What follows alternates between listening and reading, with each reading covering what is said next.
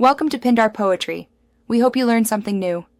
You start by preparing the file and getting into Gmail. Save your Word file as docx or export to PDF if recipients need fixed formatting.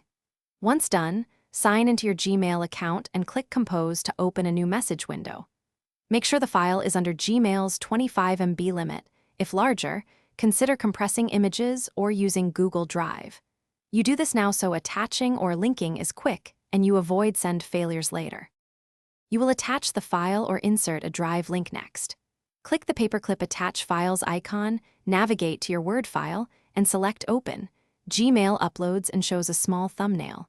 Alternatively, click the Google Drive icon to insert from Drive, which is preferable for files over 25 MB or when you want collaboration.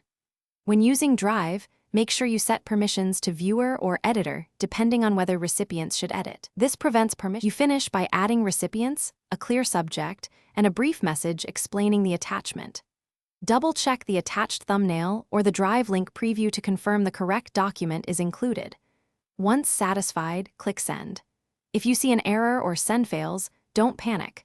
Try compressing large images in Word, save as PDF, or upload to Drive and share the link with appropriate permissions. That single troubleshooting step resolves most delivery and permission problems quickly.